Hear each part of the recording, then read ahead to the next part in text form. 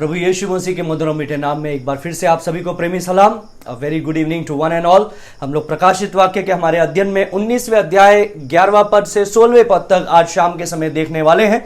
इस पद में जो हम मसीही लोग या विश्वासी लोग जिस बात का इंतजार कर रहे हैं, जिस घड़ी का इंतजार कर रहे हैं कि हमारा मसीह आएगा और राज करेगा, वो 1000 साल के लिए उसका राज्य होगा। The glorious return of the conquering king, उस विजयी राजा का महिमामय वापसी, उस बात को आज हम लोग देखने वाले हैं 11वें पद से 16वें पद तक।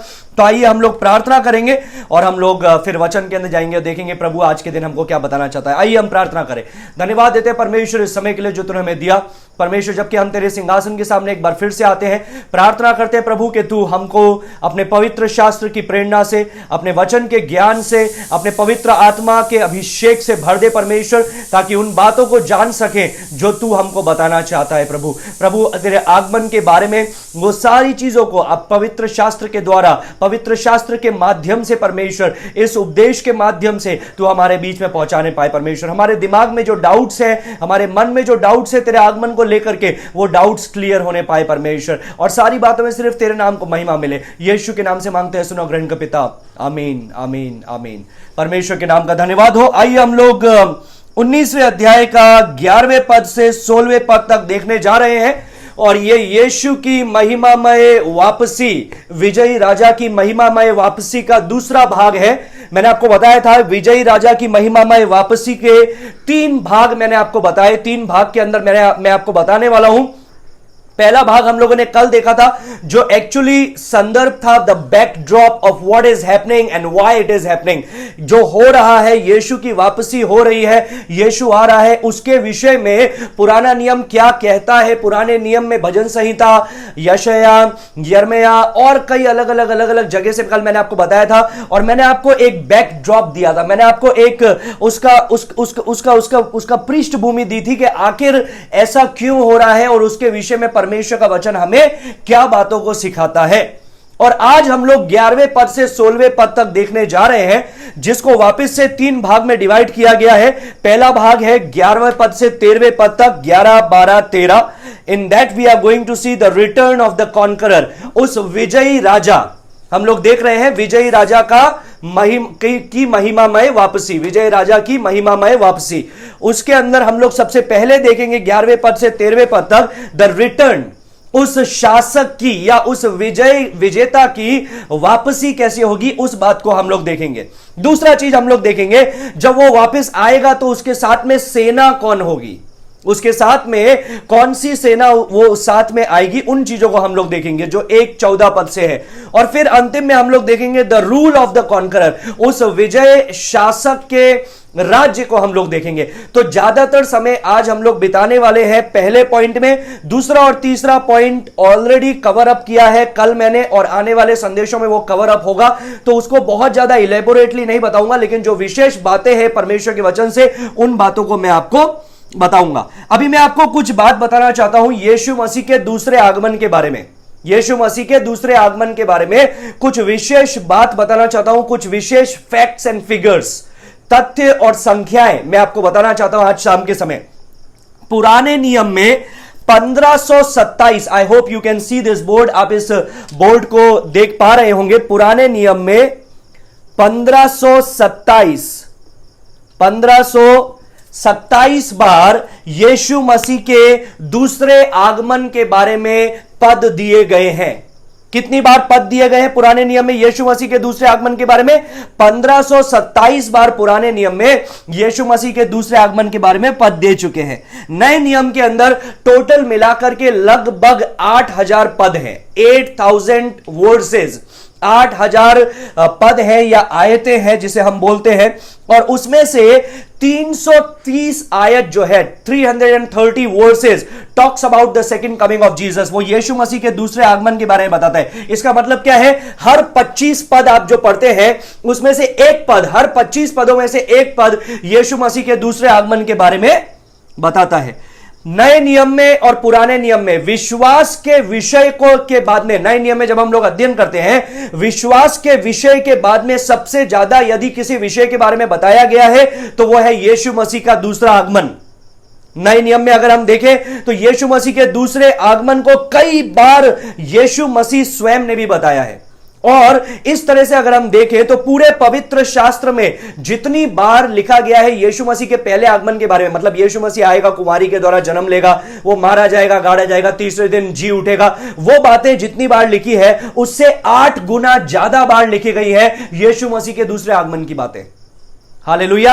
यीशु मसीह के पहले आगमन की पद जितने लिखे गए हैं पुराने नियम और नए नियम में, उससे 8 गुना ज्यादा यीशु मसीह के दूसरे आगमन के बारे में पद लिखे गए हैं। तो अगर पहले आगमन के बारे में जो जो पद लिखे गए थे वो सटीक ढंग से पूरे हुए तो आप और मैं भरोसा रख सकते हैं कि दूसरे आगमन के बारे में भी जो पद लिखे गए हैं वो जरूर पूरे होंगे।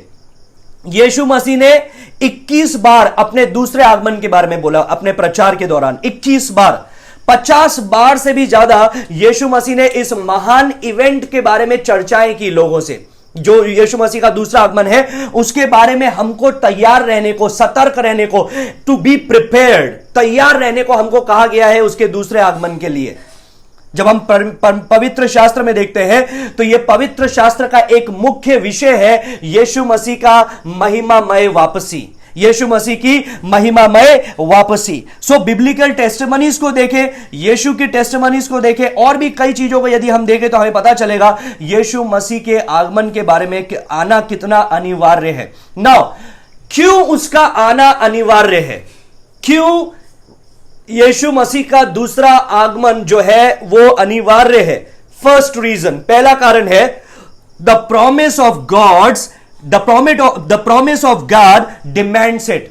पहला कारण है यीशु मसीह का दूसरा आगमन क्यों निश्चित है, उसका पहला कारण है the promise of God the father demands it. परमेश्वर पिता का जो वायदे परमेश्वर पिता ने आपसे और मुझसे किए हैं, इज़राइल से किए हैं, उसको पूरा होना जरूरी है, इसलिए यीशु मसीह का दूसरा आगमन जरूरी है। परमेश्वर कभी झूठ नहीं बोलता, उसने बोला कि मैं एक मसीहा को भेजूंगा जो तुम्हें एक राज्य देगा। हां, आत्मिक राज्य यीशु मसीह के पहले आगमन से शुरू हुआ, लेकिन अब उनको प्रैक्टिकल मतलब जो व्यवहारिक राज्य है वो भी मिलने वाला है।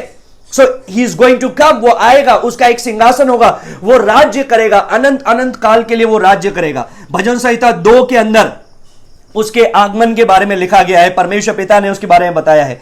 यशायाह 9वें अध्याय में बताया गया है उसके आने के बारे में कि उसके कंधे पर शासन होगा। दानियल नबी की पुस्तक उसका 7वां अध्याय में बताया गया है उसके आगमन के बारे में, जो परमेश्वर पिता बता रहा है। जकरिया 14वें अध्याय में बताया गया है कि वो आएगा, और वही प्रॉमिस नए नियम के अंदर फिर से रिपीट भी किया गया है। नए नियम में even the gospel of Matthew, मत्ती रचित सुसमाचार, जहां पर यीशु मसीह ने ओलिवेट डिस्कोर्स 24 और 25, मत्ती 24 और मत्ती 25, जिसको हम लोग बोलते हैं जैतून के पर्वत का उपदेश, पर्वतीय उपदेश, जैतून के पर्वत का उपदेश, और लूका रचित सुसमाचार में उसने अपने आने के बारे में बताया। So the promise of God demands the return of Christ. परमेश्वर पिता का जो वादा किया है उसने, उसके लिए जरूरी है, अनिवार्य है यीशु मसीह का दूसरा आगमन। सेकेंडली, दूसरा कारण क्या है? The statement of Jesus demands it. क्यों मैं ये सब बता रहा हूं? क्योंकि कई लोग बोलते हैं अरे यीशु मसीह का दूसरा आगमन नहीं होगा, ये तो ऐसे ही चल रहा है और ऐसे ही चलता रहेगा और धीरे धीरे ऐसे ही चलेगा, कोई 1000 साल का वास्तविक राज्य नहीं होगा। परमेश्वर का वचन उनको झूठा ठहराता है। परमेश्वर का वचन ऐसे लोगों को, बोलने वालों को झूठा ठहराता है। अभी सुनिए, यीशु मसीह के खुद के वाक्य जो यीशु मसीह ने मत्ती 24 में बोला, मत्ती 25 में बोला, यूहन्ना 14 में बोला, वो इस बात को बताता है कि वो आएगा और एक राज्य को शुरू करेगा। तीसरा चीज क्या है? पवित्र आत्मा को परमेश्वर ने दिया है एज अ गारंटी, एक मिरास के तौर पे, और वो उस बात को बताता है कि यीशु मसीह का आना अनिवार्य है, वो जरूर आएगा। He is the Holy Spirit in us, हमारे अंदर पवित्र आत्मा है, who is the guarantee or the down payment on the great event that is yet to come। परमेश्वर ने वो किस तरह से हमको पवित्र आत्मा दिया है? आने वाला जो महान राज्य है वो होगा उसका उसका बयाने का मिरास, बाइबल में लिखा है ना, बयाने का मिरास। इंग्लिश में बोलेंगे तो वो क्या है? Down payment. आप कोई गाड़ी खरीदने जाते हैं तो आप क्या करते हैं? डाउन पेमेंट देते हैं।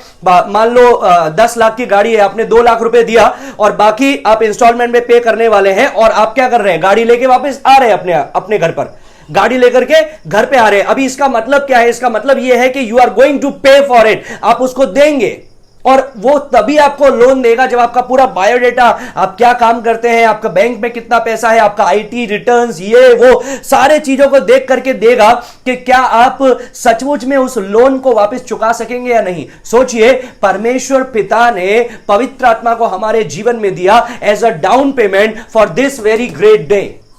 पवित्र आत्मा का एक और जो शब्द है जो पवित्र आत्मा को डिस्क्राइब करने के लिए, उसके बारे में बताने के लिए उपयोग में लिया जाता है, वो यूनानी भाषा में है अराबोन। लिख दीजिए ARRABON।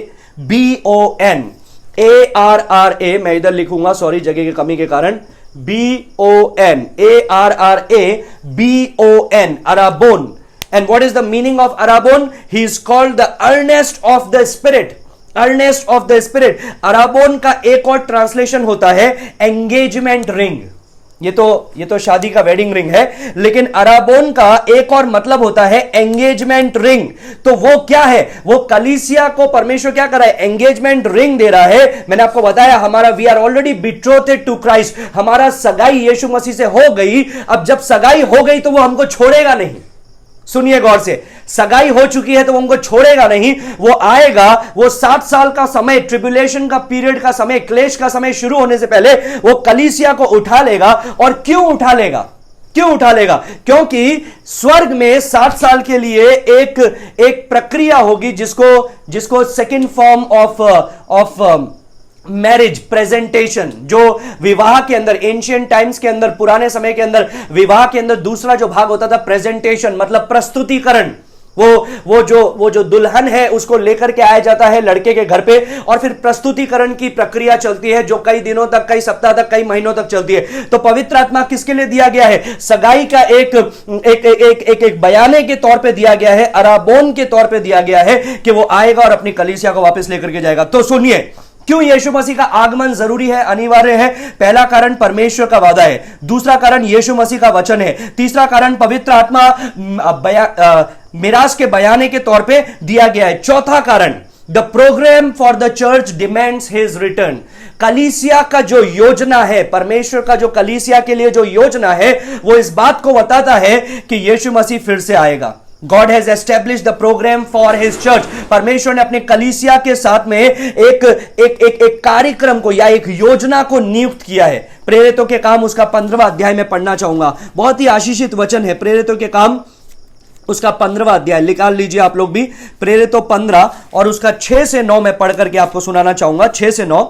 तब प्रेरित और प्राचीन इस बात के विषय में विचार करने के लिए इकट्ठा हुए। तब पतरस ने बहुत वाद विवाद हो जाने के बाद खड़े होकर उनसे कहा, हे भाइयों, तुम जानते हो कि बहुत दिन हुए परमेश्वर ने तुम में से मुझे चुन लिया है कि मेरे मुंह से अन्य जाति सुसमाचार का वचन सुनकर विश्वास करे। ये अन्य जाति कौन है? ये इज़राइल नहीं है, ये अन्य जाति आपके और मेरे विषय में कहा गया है। फिर क्या लिखा है? मन के जांचने वाले परमेश्वर ने उनको भी हमारे समान पवित्र आत्मा देकर उनकी गवाही दी। उनको भी परमेश्वर ने क्या किया? अन्य जाति को भी परमेश्वर ने पवित्र आत्मा दी और गवाही दी, और विश्वास के द्वारा उनके मन शुद्ध करके हम में और उनमें कुछ भेद ना रखा। यह परमेश्वर का वचन बोलता है कि परमेश्वर ने अपनी कलीसिया को बनाया, इज़राइल और कलीसिया में कुछ भेद ना रखा। परमेश्वर ने हमको उसका संतान होने का अधिकार दिया। फिर 15 से 18 में लिखा है, 15 से 18, प्रेरितों 15 का 15 से 18, इससे भविष्यवक्ताओं की बातें भी मिलती हैं, जैसा लिखा है, इसके बाद मैं फिर आकर दाऊद का गिरा हुआ डेरा उठाऊंगा।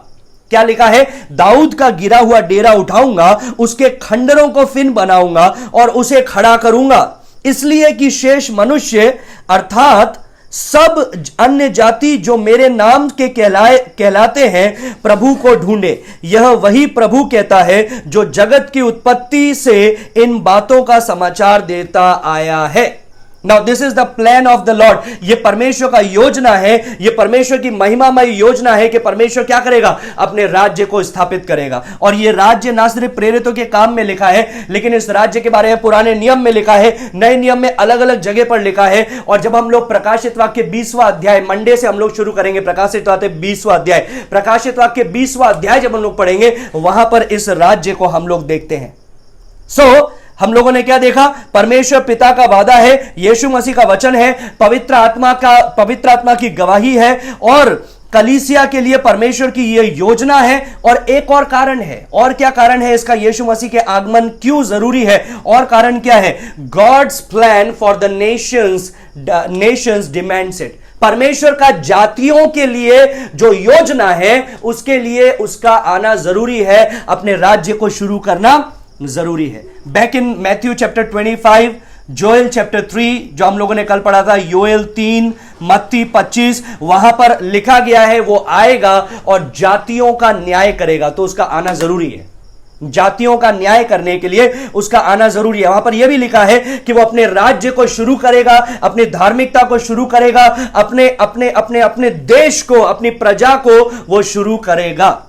नाउ ये परमेश्वर ने क्या किया है, यीशु मसीह के द्वारा परमेश्वर ने ये वादा किया है, ना सिर्फ कलीसिया से लेकिन इज़राइल से भी, कि वो आएगा। और रोमियो 11 के अंदर पौलुस बताता है अंत में समस्त इज़राइलियों का उद्धार होगा। समस्त इज़राइलियों का उद्धार होगा, इसका मतलब ये नहीं कि 100%, इसका मतलब ये है हर एक इज़राइल की जाति में से लोग बचाए जाएंगे। जिस प्रकार से यहेजकेल में भविष्यवाणी की गई कि जो सूखी हड्डियां हैं उसके अंदर फिर से जान आएगा, उसके अंदर फिर से वो जीवन उतरेगा। और वही परमेश्वर यहां पर बता रहा है। जकरिया नबी के अंदर बताया कि जिसको इजराइलियों ने क्रूस पे चढ़ाया, जिसको उसने भाले से उसकी हत्या की, वो उसको देखेंगे और छाती पीटेंगे, और उस दिन परमेश्वर का राज्य आएगा। तो क्या क्या कारण है? कारण है यीशु मसीह के आगमन का क्यों जरूरी है, परमेश्वर पिता का वादा है, यीशु मसीह के वचन है, पवित्र आत्मा की गवाही है, कलीसिया के लिए उसकी योजना है, जातियों के लिए उसकी योजना है। और फिर एक और चीज हम लोग देखते हैं, the humiliation of Christ demands his return.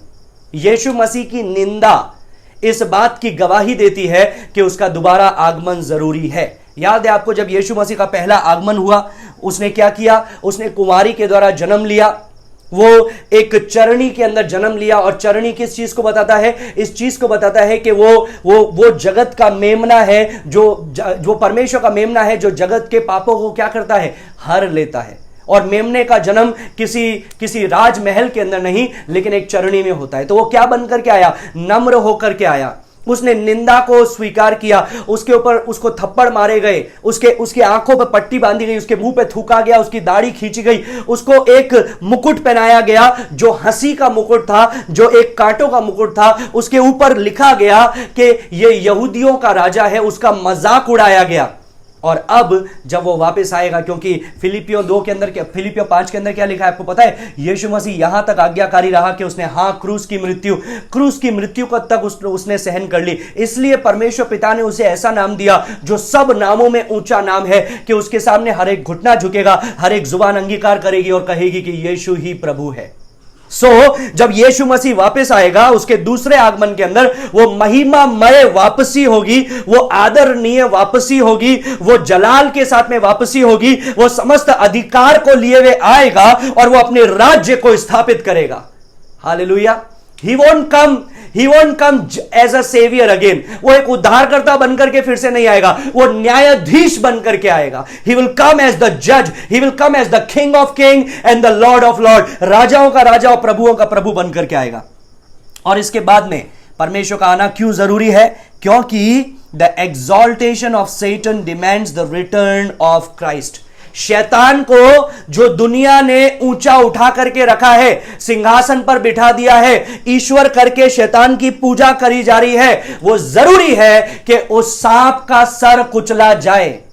वो सांप का सर कुचला जाए। मैंने आपको बताया था उत्पत्ति 3:15 में सबसे पहली भविष्यवाणी दी गई है यीशु मसीह के पहले आगमन के बारे में और यीशु मसीह के दूसरे आगमन के बारे में भी।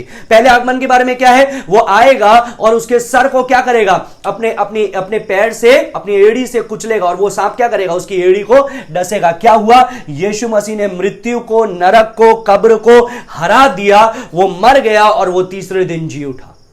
लेकिन सिर्फ उतना ही नहीं है, सिर्फ आत्मिक रीति से ही नहीं है, लेकिन वो फिर से आने वाला है न्याय करने के लिए और वो शैतान का सर कुचलने वाला है। तो यीशु मसीह का आगमन क्यों जरूरी है, उसका राज्य का होना क्यों जरूरी है? परमेश्वर पिता ने उसके बारे में वादा किया है। यीशु मसीह के वचन है, पवित्र आत्मा की गवाही है, कलीसिया के लिए, राज्यों के लिए, इज़राइल के लिए परमेश्वर की यह योजना है। यीशु मसीह की जो निंदा हुई है अब उसकी महिमा होगी, तो यह जरूरी है। और शैतान जिसकी महिमा हो रही है उसके सर को कुचला जाना जरूरी है। इसलिए यीशु मसीह का दूसरा आगमन जरूरी है। यीशु मसीह का दूसरा आगमन वो आगमन है जिसके बारे में आप इंतजार कर रहे हैं, मैं इंतजार कर रहा हूं, हर एक मसीही भाई और बहन इंतजार कर रहा है, हर एक नए नियम का संत इंतजार कर रहा है। पुराने नियम से लोग इंतजार कर रहे थे कि यीशु मसीह आएगा और अपने राज्य को बनाएगा, लेकिन उन लोगों ने गलत समझ लिया। उन लोगों को डिफरेंस पता नहीं चला उसके पहले आगमन और दूसरे आगमन के बारे में। और कई लोगों ने उसको सोचा कि अगर वो आएगा तो वो तो राज्य स्थापित करना चाहिए, लेकिन उसने राज्य तो नहीं लेकर के आया, बल्कि उसने कहा कि मैं शारीरिक राज्य को बनाने नहीं आया हूं, आत्मिक राज्य को बनाने आया हूं। तो वो क्या कर रहा है, वो तो रोमियों को भी चंगाई कर रहा है और वो तो आश्चर्य कर्म कर रहा है, लोगों को मदद कर रहा है, क्षमा कर रहा है। तो ऐसा क्यों कर रहा है वो? क्योंकि यीशु मसीह का दूसरा आगमन होगा। तो ये सारे वादों को पूरा होने के लिए, ये सारे पवित्र शास्त्रों को पूरा होने के लिए यीशु मसीह का दूसरा आगमन जरूरी है, अनिवार्य है। और यदि आपको कोई आकर के बोले कि नहीं ऐसा नहीं होने वाला है, डोंट बिलीव देम, उन पे विश्वास ना कीजिए, क्योंकि मैंने आपको कई कारण दे दिए हैं कि क्यों उसका आगमन जरूरी है। मैंने आपको यह भी बता दिया है कि पुराने नियम में 1527 पद दिए गए हैं जो यीशु मसीह के दूसरे आगमन के बारे में बताता है। अगर आप नए नियम और पुराने नियम को मिला दे तो यीशु मसीह के पहले आगमन के बारे में जितने पद दिए गए हैं उससे 8 गुना ज्यादा पद दिए गए हैं यीशु मसीह के दूसरे आगमन के बारे में। आइए let's begin our study with words number 11 to 13। हम लोग प्रकाशित वाक्य 19 का 11 से 13 में पहला बिंदु देखेंगे। What is the first point? Return of the conqueror. We are going to spend most of our time tonight here. आज ज्यादातर हमारा शाम का समय हम लोग यहां पर बिताएंगे। कहां है? रिटर्न ऑफ द कॉन्करर, उस विजेता की वापसी, उस विजेता की वापसी। यूहन्ना 14 का 14 याद है? यीशु मसीह ने क्या कहा था कि मैं जा रहा हूं तुम्हारे लिए स्थान तैयार करने के लिए। सॉरी, यूहन्ना 14 का 14 नहीं, प्रकाशित वाक्य 14 का 14। सॉरी, मैं प्रकाशित वाक्य 14 का 14 पढ़ना चाहता हूं। वहां पर लिखा है, मैंने दृष्टि की और देखो एक उजला बादल, और उस बादल पर मनुष्य के पुत्र सरीखा कोई बैठा है, जिसके सिर पर सोने का मुकुट और हाथ में चोखा हंसुआ है। Now what these verses tells us, ये पद हमको क्या बताते हैं? ये पद हमको बताते हैं यीशु मसीह के इस विजेता के वापसी के बारे में। 18 से 20 जब हम लोग पढ़ते हैं तो उसके बारे में और कुछ पढ़ने के लिए मिलता है। प्रकाशित वाक्य 14 का 18 से 20 सुनिए। फिर एक और स्वर्गदूत जिसे आग पर अधिकार था वेदी में से निकला, और जिसके पास चोखा हंसुआ था उससे ऊंचे शब्द से कहा। क्या कहा? अपना चोखा हंसुआ लगाकर पृथ्वी की दाखलता के गुच्छे को काट डाल, क्योंकि उसके दाग पक चुके हैं। तब उस स्वर्गदूत ने पृथ्वी पर हंसुआ लगाया और पृथ्वी की दाखलता का फल काटकर अपने परमेश्वर के प्रकोप के बड़े रसकुंड में डाल दिया। फिर सुनिए, और नगर के बाहर उस रसकुंड में से दाख रौंदे गए, और रसकुंड में से इतना लहू निकला कि घोड़ों की लगामों तक, मतलब 4 फीट, कल मैंने इसके बारे में बताया था, और 100 कोस तक, मतलब 320 किलोमीटर तक वो फैल गया। Now this talks about the return of this conqueror. इस विजेता की वापसी के बारे में यह पद हमको बताता है। कुछ और पद मैं आपको देना चाहूंगा, लिखते जाइएगा। प्रकाशित वाक्य 16 का 15 में उसने क्या बोला? देखो मैं चोर के समान आता हूं, अनएक्सपेक्टेडली, अचानक।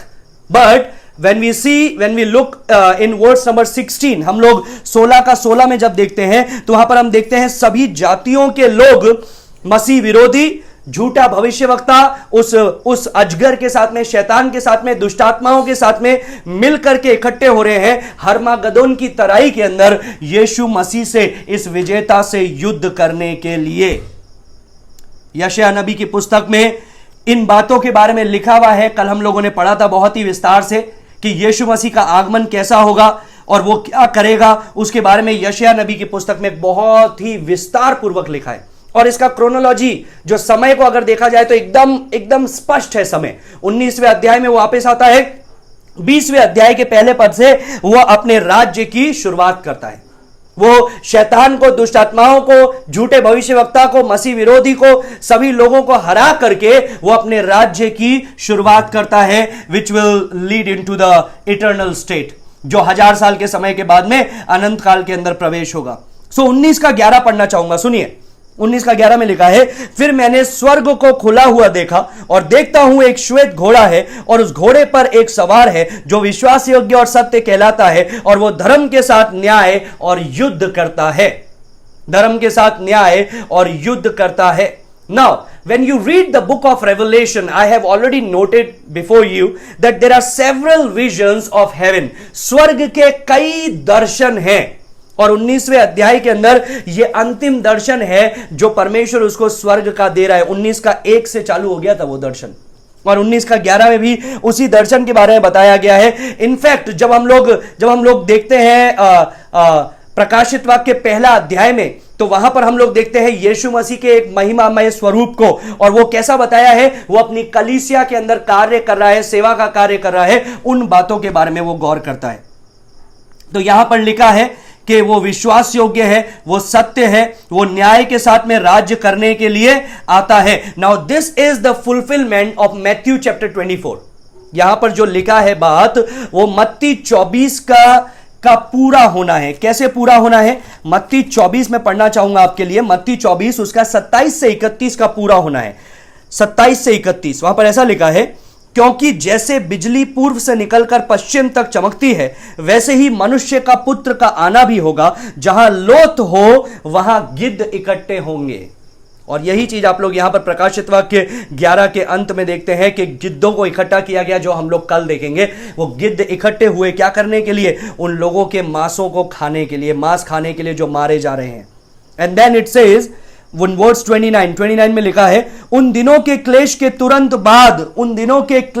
तुरंत बाद सूर्य अंधेरा हो जाएगा, चंद्रमा का प्रकाश जाता रहेगा और तारे आकाश से गिर पड़ेंगे और आकाश की शक्तियां हिलाई जाएगी। तब मनुष्य के पुत्र का चिन्ह आकाश में दिखाई देगा। तब मनुष्य के पुत्र का चिन्ह आकाश में दिखाई देगा और तब पृथ्वी के सब कुलों के लोग छाती पीटेंगे और मनुष्य के पुत्र को बड़ी सामर्थ्य और ऐश्वर्य के साथ आकाश के बादलों पर आते देखेंगे। वो तुरही के बड़े शब्द के साथ अपने दूतों को भेजेगा और वे आकाश के एक छोर से उस छोर तक चारों दिशाओं से उसके चुने हुओं को इकट्ठा करेंगे। Now what does this tells us about? This talks the same thing which is happening in chapter number 19 of the book of Revelation. प्रकाशित वाक्य 19 का 11वें पद से जो हो रहा है, उसी बात को वहां पर यीशु मसीह के जुबान से हम लोगों ने सुना। अभी मैंने आपको बताया प्रकाशित वाक्य में कई जगह पर स्वर्ग को खुला हुआ हम लोग देखते हैं।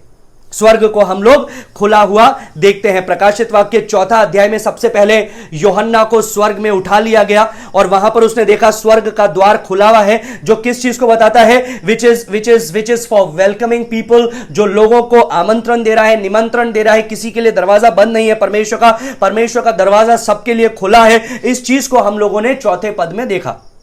फिर वहां से परमेश्वर ने उसको आवाज दी कि तू ऊपर आ जा, तू ऊपर आ जा, जो बहुत से तुरही की आवाजों के समान था। और वो ऊपर गया और परमेश्वर ने उसको बोला, इसके बाद में ये चीजें होना जरूरी है, तो मैं तुझे ये चीजों के दर्शन करवाता हूं, ये चीजें दिखाता हूं। सो यीशु मसीह वो है जो प्रेरितों के काम उसका पहला अध्याय में स्वर्ग पर उठा लिया गया, पिता के दाहिने हाथ विराजमान हो गया। तो यीशु मसीह राज्य का अधिकारी है। हम लोगों ने 5वें अध्याय में देखा, आप लोगों को याद होगा। 5वां अध्याय फिर से मैं आपको रिवाइज करवाना चाहूंगा। 5वें अध्याय में क्या हो रहा है? स्वर्ग में एक पुस्तक को, सिंहासन पर जो परमेश्वर बैठे हैं उनके हाथ में एक पुस्तक को देखा जिस पर 7 मोहर लगी हुई है और उस पुस्तक को खोलने के लिए कोई योग्य नहीं है।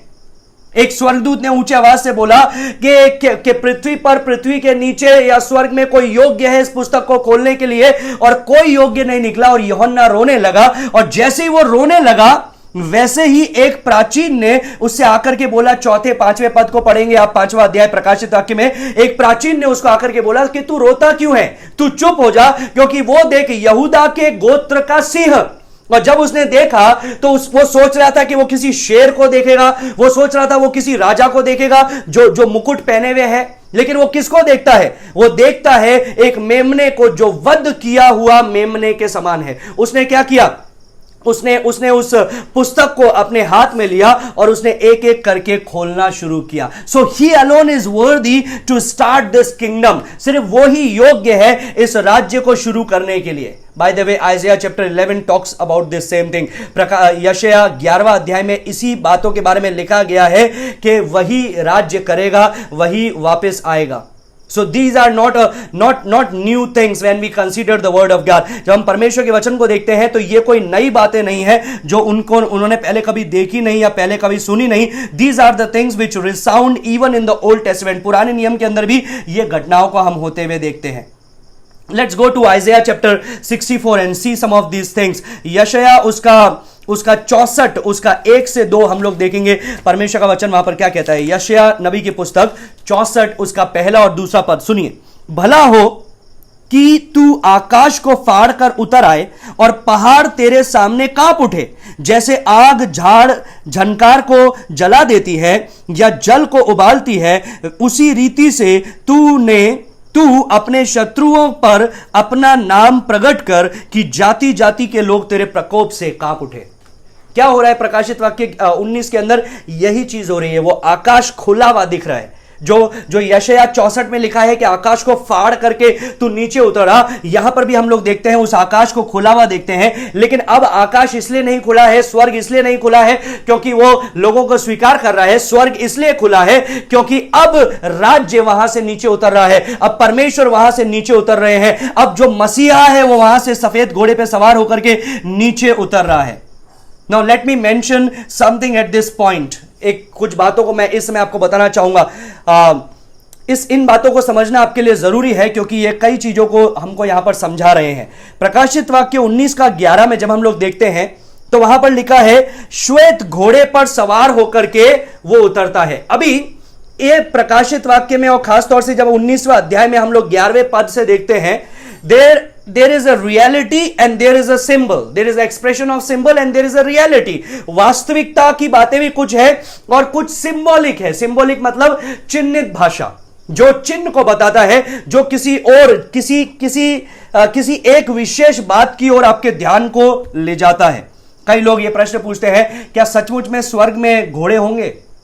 क्या सचमुच में घोड़ों पर सवार होकर के वो आ रहा है और हम भी उसके साथ में घोड़ों पर सवार होकर के आएंगे? तो क्या सचमुच में स्वर्ग में घोड़े होंगे? तो अगर लोग लेंगे इसको वास्तविकता से कि स्वर्ग में वास्तविकता से घोड़े होंगे, तो आगे वाले पदों को भी वास्तविकता से लेना पड़ेगा कि उसके सर पे बहुत सारे क्राउन है, बहुत सारे मुकुट है। तो इसका मतलब उसका सर मुकुटों से भरा हुआ है, उसके मुंह से एक तलवार निकलती हुई, फिर वो भी वास्तविकता से लेना पड़ेगा। But this doesn't show this is the symbol which shows the reality. ये वो चिन्ह है, वो सिंबल है जो किसी और वास्तविकता की ओर हमको दर्शाता है। ना किस वास्तविकता की ओर दर्शाता है? रोमन कॉन्करर, रोमी साम्राज्यपति या सेनापति जब ट्रायम्फेंट प्रोसेशन में जाते हैं, ट्रायम्फेंट प्रोसेशन मतलब क्या होता है? जयवंत जुलूस। जब वो हरा करके दुश्मन को जयवंत जुलूस में जाते हैं, महिमा में जाते हैं, तो वो क्या करते हैं? वो सफेद घोड़ों पर सवार होकर के जाते हैं, सफेद घोड़ों पर सवार होकर के जाते हैं और उनके पीछे पीछे उनकी सेना भी उनका अनुसरण करते हुए उनके पीछे से आती है। और वो कहां से होकर के जाते हैं? From the main street of Rome which is Via Sacra. जो सेक्रा का जो सड़क है, मुख्य रोम का नगर मार्ग है, उससे वो होकर के गुजरते हैं। And they enter the temple of Jupiter on the Capitoline हिल। वो कैपिटोलिन हिल पर बसा हुआ जो जुपिटर का मंदिर है, उसमें वे लोग जाते हैं और वहां पर उसकी महिमा करते हैं। तो यहां पर उसके बारे में कुछ बताया गया है। It's a picture which shows a reality. ये एक तस्वीर है, ये सफेद घोड़े एक तस्वीर है या एक चिन्ह है जो किसी वास्तविकता को दर्शाते हैं। जकरिया 9:9 याद है, जहां पर यह लिखा हुआ है कि वो गधी के बच्चे पर सवार होकर के आएगा। और वो क्या किया था आपको पता है, जब वो पृथ्वी पर था, वो हम लोग पाम संडे का दिन जिसे बोलते हैं, गधी के बच्चे पर सवार होकर के वो आया।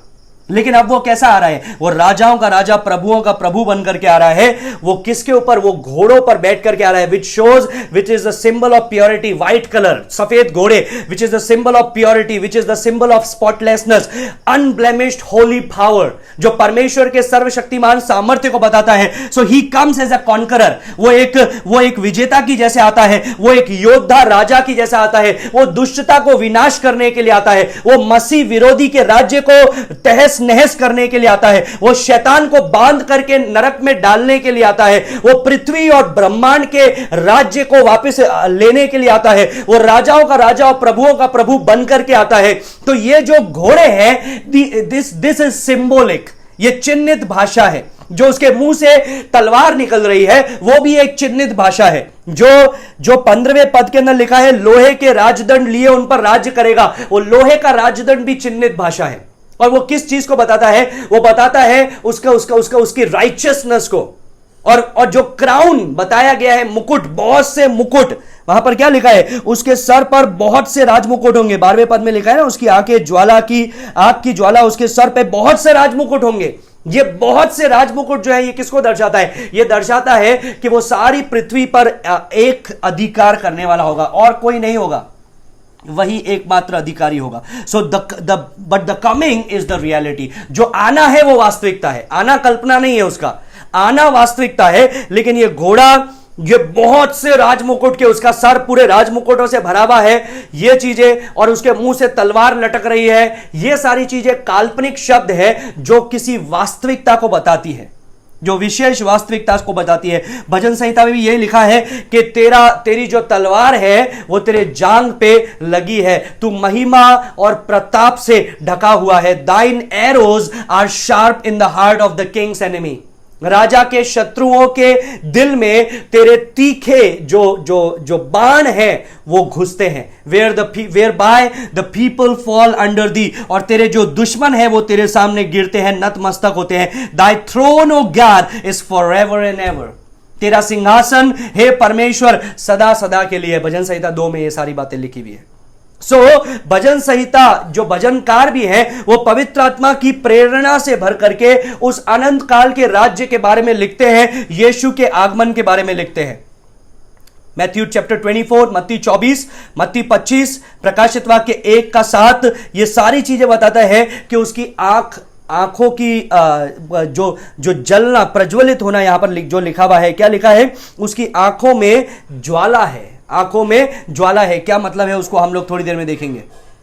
तो ये सारी चीजों को जब हम लोग देखते हैं तो हम लोग इन बातों को देख पा रहे हैं कि परमेश्वर का वचन हमको यीशु के आगमन के बारे में किन बातों को बताता है। Now this coming of Jesus, Yeshu Masih का ये जो आना है, it is not the rapture. ये रैप्चर नहीं है। कई लोग बोलते हैं यही रैप्चर भी है और यही उसका दूसरा आगमन भी है। जो पोस्ट ट्रिब्युलेशन वाले लोग हैं, जो लोग ये मानते हैं कि कलीसिया ये 60 साल के क्लेश के समय से गुजरेगी और 60 साल बाद में जब यीशु मसीह वापस आएगा तो कलीसिया उठा ली जाएगी और फिर उसके साथ में वापस रिटर्न हो जाएगी। तो ये कैसा है? ये ऐसा है, उठा ली जाएगी, बादलों पर मिलेगी और वापस से रिटर्न हो जाएगी। लेकिन ये जो उसका आगमन के बारे में यहां पर जो डिस्क्रिप्शन लिखी हुई है, पुराने नियम में जो मैंने आपको कई पद बताए हैं, जो डिस्क्रिप्शन बताया है, those description does not match to the description of which we see in the word of God। फिर से सुनिए गौर से, पवित्र शास्त्र में जो रैप्चर के बारे में, कलीसिया के उठा लिए जाने के बारे में जो पद है, उस पद से ये जो घटना हो रही है, यीशु का दूसरा आगमन, ये मैच नहीं करता है। अभी रैप्चर के बारे में कहां लिखा गया है? नए नियम में 2 जगह पे लिखा गया है। यूहन्ना 14 अध्याय के अंदर 14 का 1 से आगे और पहला थिस्सलुनीकियों 4 का 13 से आगे।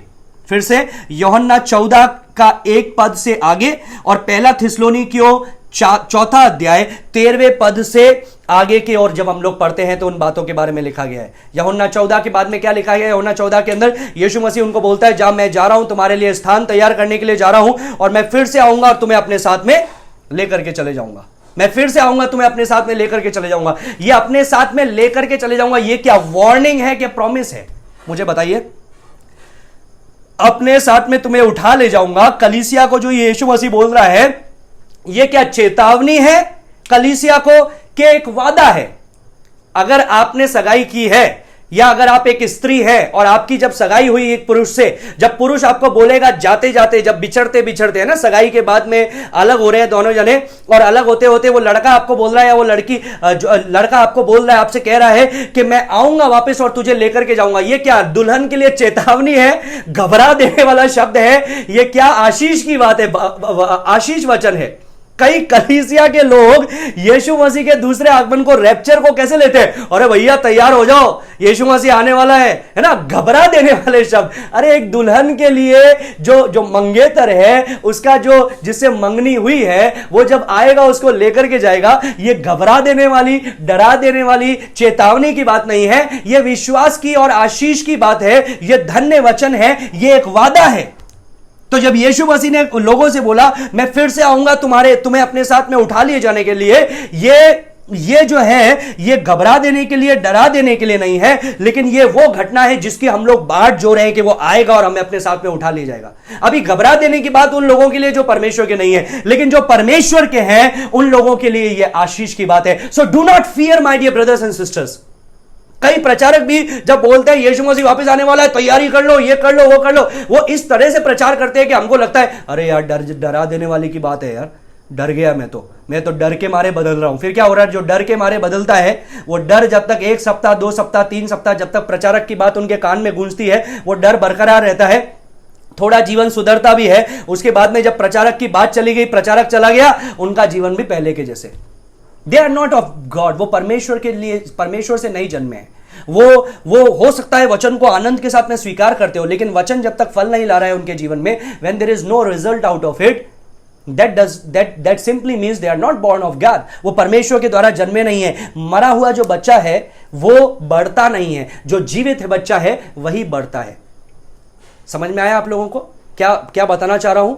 मरा हुआ शिशु या मरा हुआ व्यक्ति बढ़ता नहीं है, जो बढ़ता कौन है? वही बढ़ता है जो जीवित है। तो अगर आप बढ़ नहीं रहे हैं, आत्मिकता में बढ़ नहीं रहे हैं, आगे नहीं बढ़ पा रहे हैं, तो या तो आपके जीवन में कोई ऐसा पाप है जिसको आपने पकड़ करके रखा हुआ है, जो आपको बाधा बन रहा है आपकी आत्मिक बढ़ोतरी के अंदर, या फिर सचमुच में आपका जन्म ही नहीं हुआ है। तो यीशु मसीह का दूसरा आगमन डरा देने वाली घटना नहीं है, आशीष की घटना है। लेकिन यहां पर जो यह घटना हो रही है, यीशु मसीह का दूसरा आगमन जो यहां पर लिखा गया है, यह डरा देने वाली बात है, यह घबरा देने वाली बात है। उसके मुंह से तलवार निकल रही है, उसके आंखों में आग है, वो आ रहा है न्याय करने के लिए। यह डरा देने वाली बात है, यह घबरा देने वाली की बात है। सो ये कहां से है? Where is he now? Yeshu Masih अभी कहां है? वो स्वर्ग में है। What he is doing? वो क्या कर रहा है? वो स्थान को तैयार कर रहा है। He is in his father's house, वो अपने पिता के घर में है, जो परमेश्वर का वचन हमको बताता है। But when he comes to judge, जब वो न्याय करने के लिए आता है, when he comes to the earth and he stays on the earth and he set up his kingdom on the earth, वो जब वापस आता है न्याय करने के लिए, वो न्याय करता है, पृथ्वी पर रहता है और अपने राज्य को शुरू करता है। So rapture is a very different event than this second coming of Jesus. ये जो यीशु मसीह का दूसरा आगमन है, इससे ठीक अलग घटना है रैप्चर की घटना, अलग घटना है। इन दोनों को आप मिक्स मत कीजिए। मैं आपको कुछ जल्दी कुछ मैं आपको बातें बताऊंगा कि क्यों ये अलग घटना है। At the rapture Christ doesn't come to the earth. Rapture के समय में यीशु मसीह पृथ्वी पर नहीं आता है, वो बादलों में आता है और कलीसिया उठ रही है। यीशु मसीह नीचे नहीं आ रहा है, यीशु मसीह बादलों पर है, मिड एयर, एंड कलीसिया जो है, चर्च जो है, वो उठती है। अभी रैप्चर शब्द वचन में नहीं लिखा है, लेकिन कॉटअप लिखा है। कॉटअप का मतलब वही है, रैप्चर। उसका मतलब क्या है? उठा लिया जाना, पृथ्वी से हटा लिया जाना। तो जब वो आएगा, वो क्या करने के लिए? वो जब रैप्चर करने के लिए आता है तो वो बादलों पर आता है, वो पृथ्वी पर नहीं आता है। लेकिन ये जो दूसरा आगमन है वो पृथ्वी पर आ रहा है। ये स्पष्ट आपको हो सकता है, देख सकते हैं आप यहां पर। दूसरा चीज है, जब वो रैप्चर के समय में आता है, वो अन्य जातियों के लिए नहीं आता है, वो संतों के लिए आता है, कलीसिया के लिए आता है। और वे लोग क्या करते हैं? वो उसके साथ में हो लेते हैं, वो उसको बादलों पर मिलते हैं और यीशु मसीह उनको लेकर के कहा जाता है स्वर्ग में, जहां पर प्रेजेंटेशन होता है, प्रस्तुतिकरण, जिसके बारे में कल और परसों मैंने आपको विस्तार पूर्वक बातों को बताया था। लेकिन जो यीशु मसीह का दूसरा आगमन हो रहा है, ये किसके लिए हो रहा है? ये संतों के साथ में आ रहा है। ये संतों को लेने के लिए नहीं, सिर्फ संतों के साथ में आ रहा है। और ये बादलों पर नहीं लेकिन पृथ्वी पर आ रहा है, और ये आकर के न्याय को लेकर के आ रहा है। रैप्चर न्याय के लिए नहीं, दंड के लिए नहीं, आशीष के लिए, अपने वादे को पूरा करने के लिए, जो यूहन्ना 14 और 1 थिस्सलुनीकियों 4 में लिखा है, वो वादों को पूरा करने के लिए हो रहा है। लेकिन ये जो दूसरा आगमन है, ये न्याय के लिए हो रहा है, दंड के लिए हो रहा है, अपने राज्य को स्थापित करने के लिए हो रहा है। Rapture is a time of a blessing, but this is the time of cursing. Rapture जो है वो आशीष की बात है, लेकिन ये जो सेकंड कमिंग है for the ungodly world, this is a curse. ये एक श्राप के समान है। There will be a blessing for the godly when he comes back, but the emphasis here is on judgment. जब यीशु मसीह वापस आता है तो जो परमेश्वर के लोग हैं उनके लिए तो आशीष की बात ही है, लेकिन विशेष करके वो किस लिए आता है? न्याय करने के लिए आता है, न्याय करने के लिए आता है। यही चीज लिखा हुआ है ना 19वां अध्याय के 15वें पद के अंत में क्या लिखा है? वो सर्वशक्तिमान परमेश्वर के भयानक प्रकोप की जलजलाहट की मदिरा के कुंड में दाख रौंडेगा। और मैंने आपको पुराने नियम से पढ़कर बताया कि वहां से क्या होगा? 4 फीट ऊंचा और 320 किलोमीटर लंबा लहू बहेगा सब जगह, क्योंकि यह न्याय की बात है। ये जकरिया 14 के अंदर जो यीशु मसीह के दूसरे आगमन के बारे में लिखा हुआ है कि वो आएगा, जैतून के पर्वत पर वो आएगा, ये वही है जो वो न्याय करने के लिए आता है। And furthermore the event of the second coming of Jesus Christ is preceded by blackness, darken moon, darken sun, stars falling down, smoke fills the universe, lightning and blinding glory introduce the coming of Jesus Christ. यीशु मसीह का जो दूसरा आगमन है, मैंने आपको पुराने नियम से नए नियम से कई पद पढ़ करके बताए कैसा होगा। एक मत्ती रचित सुसमाचार 24 में भी यीशु मसीह ने बोला कैसा दिन होगा? अंधकारमय दिन होगा, सूरज अंधकारमय हो जाएगा, चांद अंधकारमय हो जाएगा, आकाश से तारे टूटने लगेंगे, पूरा ब्रह्मांड हिला दिया जाएगा, चारों तरफ बिजलियां चमकेगी और फिर वो महिमा के अंदर प्रवेश करेगा।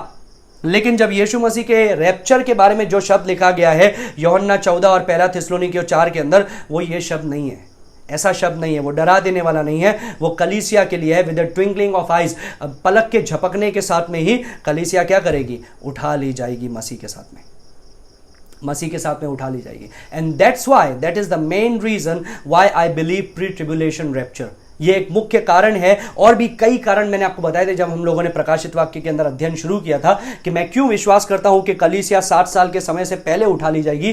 क्योंकि ये जब आप क्रोनोलॉजी देखेंगे, समय को देखेंगे, तो ये चीजों को स्पष्ट होना चाहिए, बातों को स्पष्ट होना चाहिए, और ये इसी रीति से ही स्पष्टता से समझा जा सकता है कि कलीसिया उठा ली गई, स्वर्ग में उसका प्रेजेंटेशन चल रहा है, प्रस्तुतिकरण चल रहा है, पृथ्वी पर परमेश्वर का प्रकोप और न्याय आ रहा है। अब प्रकोप किस पे उंडेल रहा है? उन पर जिन्होंने यीशु को ग्रहण नहीं किया है। लेकिन उस समय भी कई लोग यीशु को ग्रहण करने वाले हैं। जो करने वाले हैं, या तो वो अपनी जान से हाथ धो बैठेंगे, या परमेश्वर उनको सुरक्षित रखेगा किसी स्थान के अंदर।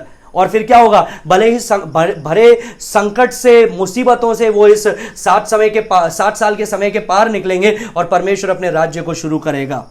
So in verse number 11, the coming, the return of the conqueror, ये जो विजेता का आना है ये कैसा है उसके बारे में मैंने आपको यहां पर बता दिया। जब वो आएगा तो 19 का 11 प्रकाशित वाक्य में लिखा है कि जब वो आएगा तो उस पे क्या लिखा है? जो विश्वास योग्य और सत्य कहलाता है, उसको क्या कहा गया है? विश्वास योग्य कहा गया है, सत्य कहा गया है। विश्वास योग्य एंड सत्य, faithful and true. Revelation chapter 3 verse 14 लिख लीजिए। 3 का 14 में भी यही शब्दों को इस्तेमाल में किया गया है। वो आमीन, विश्वास योग्य, सत्य, गवाह है, इस प्रकार की बातों को लिखा गया है। प्रकाशित वाक्य 3 का 7 में भी लिखा गया है कि वो पवित्र है, वो सच्चा है। वो विश्वास योग्य और सच्चा क्यों कहा गया है? क्योंकि वो अपने वचन पर कायम रहने वाला है। उसने जो वादा किया है वो पूरा करेगा। जो प्रतिज्ञा कलीसिया से की है, लोगों से की है, वो प्रतिज्ञा जरूर पूरी होगी, वो प्रतिज्ञा जरूर पूरी होगी। और ये विश्वास योग्य और सत्य क्यों आशीष की बात है? क्योंकि पृथ्वी पर कौन राज्य कर रहा है? शैतान राज्य कर रहा है। शैतान कौन है? धोखेबाज है। जो मसीह विरोधी है वो कौन है? धोखेबाज है, झूठा मसीह। जो झूठा भविष्यवक्ता है वो कौन है? धोखेबाज है। पूरी दुनिया में जो धोखे की पूजा चल रही है, मसीह विरोधी की पूजा चल रही है, सच्चे मसीह को छोड़ करके झूठे के पीछे चल रहे हैं। वहीं जब सच्चा मसीह आता है तो वो कौन है? विश्वास योग्य है और सत्य है। विश्वास योग्य है और सत्य है। फिर यहां पर ऐसा लिखा हुआ है और वो धर्म के साथ न्याय और युद्ध करता है। धार्मिकता के साथ में, धर्म के साथ में न्याय करता है, युद्ध करता है। इंग्लिश में लिखा है इन राइचियसनेस ही जजेस and wages war. In righteousness he जजेस and wages war. He has act in righteousness। वो धार्मिकता के द्वारा ये कार्य कर रहा है। क्योंकि वो पवित्र है इसलिए जरूरी है पाप का विनाश होना जरूरी है। क्योंकि वो पवित्र है, क्योंकि वो विश्वास योग्य है, क्योंकि धार्मिकता उसका चरित्र है, क्योंकि पवित्रता उसका चरित्र है, उसका स्वभाव है, इसीलिए ही अपवित्रता, अधार्मिकता, अन्याय को न्याय करना, दंड देना जरूरी है। एक बार वो आया था अपने पहले आगमन में उद्धारकर्ता बन करके, दूसरे आगमन में आ रहा है न्यायाधीश बन करके। पहले आगमन में आया था दुष्टों को बचाने के लिए, दूसरे आगमन में आ रहा है दुष्टों का न्याय करने के लिए। पहले आगमन में जब वो आया था तो लोगों ने उसे मारा, लेकिन दूसरे आगमन में जब वो आएगा, he comes as a executioner. वो आएगा दंड को लाने के लिए, दुष्टता को मौत के घाट उतारने के लिए। यशायाह 11वां अध्याय के अंदर हम लोगों ने देखा था कि वो क्या करेगा, He will tread the winepress of the wrath of God alone। वो परमेश्वर के प्रकोप के जो रस कुंड है उसके अंदर दाख को रौंदने का काम करेगा। जो एंजल्स हैं वो कौन है, वो विनाश नहीं लेकर के आएंगे। एंजल्स क्या करेंगे, जो विनाश हो चुका है उसका साफ सफाई करेंगे, छांटने का काम करेंगे। मत्ती रचित सुसमाचार 13वां अध्याय में जो हम लोगों ने देखा, अलग करने का काम करेंगे। लेकिन मुख्य तौर पे विनाश को कौन लेकर के आएगा, न्याय को कौन करेगा, धार्मिकता के साथ में राज्य कौन करेगा, अन्याय को कौन मिटाएगा, यीशु मसीह।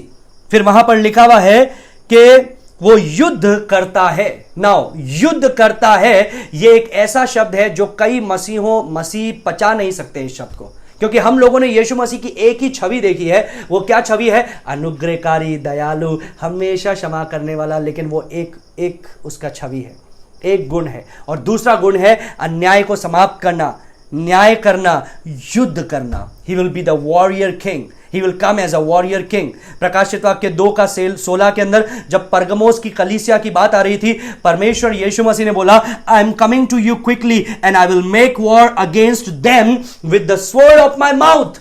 मैं तुम्हारे पास में जल्दी आता हूं, तुरंत आता हूं, शीघ्र आता हूं, और मेरे मुंह के तलवार से मैं उनका न्याय करूंगा, मैं उनके विरुद्ध युद्ध करूंगा। यह कोई नई बात नहीं है जो हम लोग परमेश्वर के वचन से देखते हैं कि वो युद्ध की बातों को कह रहा है। निर्गमन की पुस्तक 15:3 लिख दीजिए। निर्गमन 15:3। कई लोग बोलते हैं पुराना नियम का परमेश्वर अलग है, नए नियम का अलग है। ऐसा नहीं है। निर्गमन 15वां अध्याय उसका 3 पद में ऐसा लिखा है, यहोवा योद्धा है, उसका नाम यहोवा है। एक ही शब्द, very very very very beautiful word. The word is the Lord is a man of war. यहोवा योद्धा है।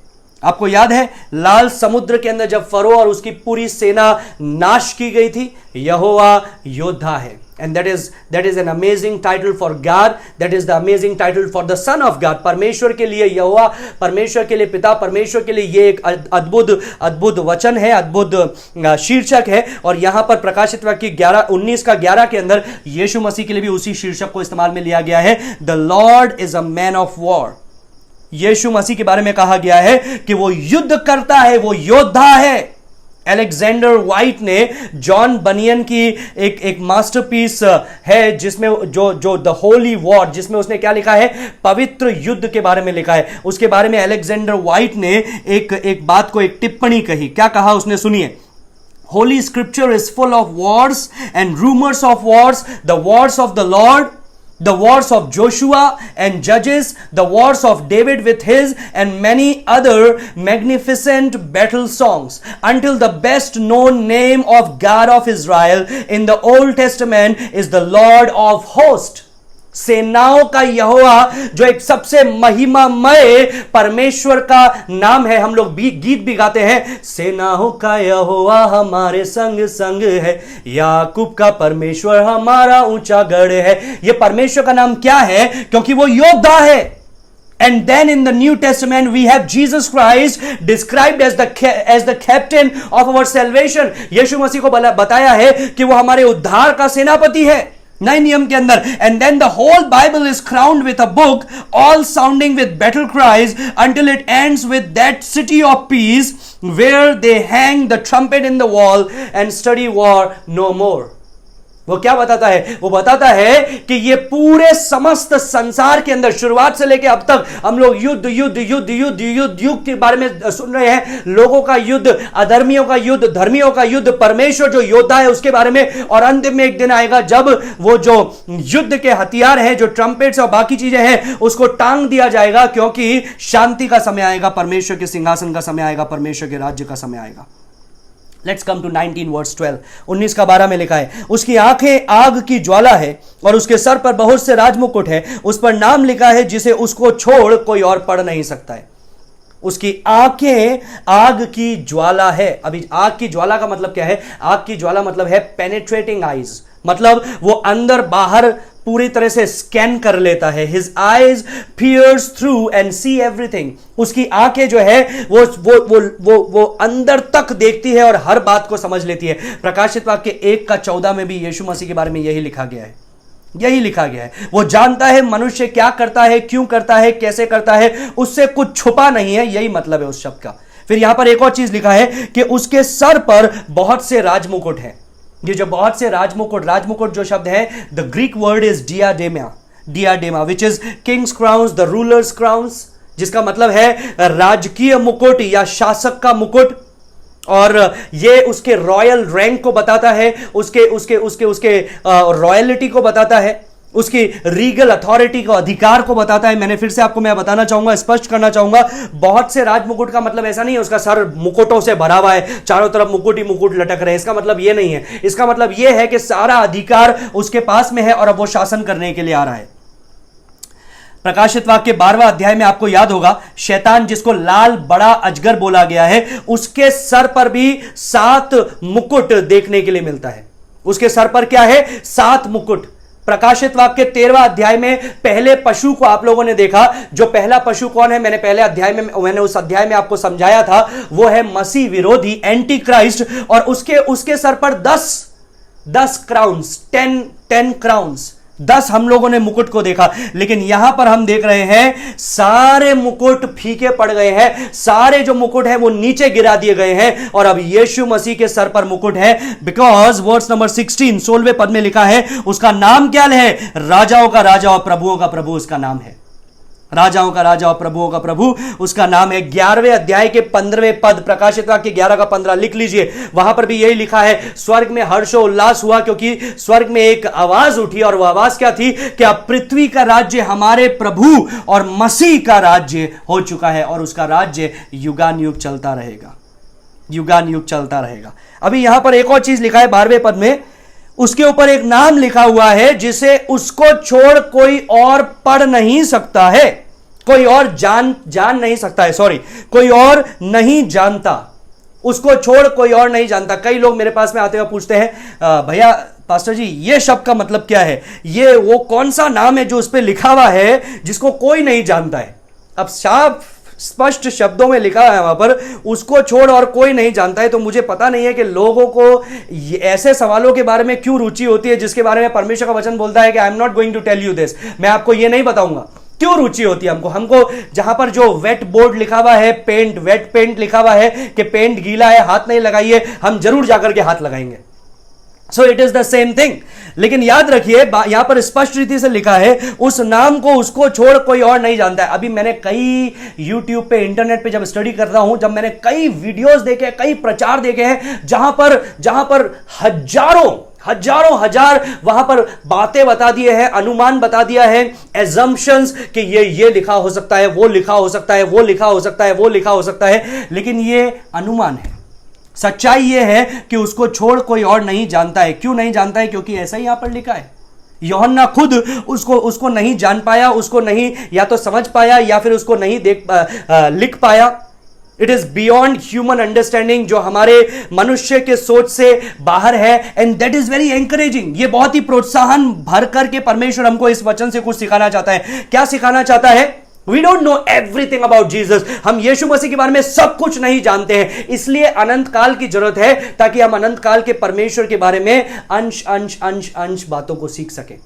व्यवस्था विवरण 29 का 29 में लिखा है, जो प्रकट किया गया है वो तुम्हारे लिए है, जो छुपा गुप्त रखा गया है वो मेरे लिए है, सेनाओं का यहोवा यूं ही कहता है।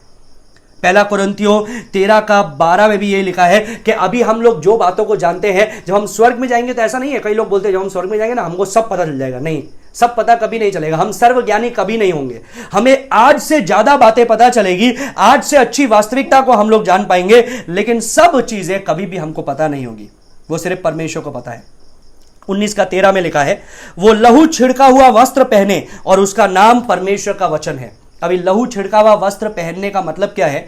जब आप यशायाह 63 यशायाह 63 लिख दीजिए, वहां पर भी यही तस्वीर है कि उसका जो वस्त्र है वो लाल है। कल मैंने ये पढ़ करके बताया था, तो कल का प्रचार देखिएगा, ऊपर लिंक में आपको मिल जाएगा यूट्यूब पे। वहां पर आप जब देखेंगे तो आपको पढ़ने के लिए मिलेगा कि वहां पर लिखा है यशायाह 63 में, इसके वस्त्र लाल क्यों है? और वस्त्र लाल इसलिए है क्योंकि ये सबके लहू से ये भरा हुआ है। अभी एक मिनट रुकिए, ये यीशु मसीह तो आ रहा है ना, युद्ध तो अभी तक लड़ा नहीं गया है, तो एक सवाल उठता है, युद्ध अभी तक लड़ा नहीं गया, इसके वस्त्र लाल है, किसके लहू से इसके वस्त्र लाल हुए? जब युद्ध अभी तक लड़ा ही नहीं गया तो वस्त्र लाल किस प्रकार से हुए? इस प्रकार के प्रश्न उठ सकते हैं। लेकिन याद रखिए, फिर से मैं आपको बताना चाहता हूं, ये एकमात्र युद्ध नहीं है जो परमेश्वर ये यीशु मसीह लड़ रहा है, ये आखिरी युद्ध है जो यीशु मसीह लड़ रहा है। This is one of the last, आखिरियों में आखिरी एक युद्ध है जो यीशु मसीह लड़ रहा है। He has fought with the dragon, वो उस लाल अजगर से युद्ध किया। इज़राइल के दिनों के अंदर यहोशू के साथ, आपको याद है यहोशू की घटना, वहां पर उसने युद्ध किया राज कनान के राजाओं के विरुद्ध, मगिदो के पानी के लिए और अलग अलग स्थानों में उसने युद्ध किया। और कई वो जो पृथ्वी के 6 बड़े बड़े शासक हैं उनको हटाने के लिए उसने युद्ध किया।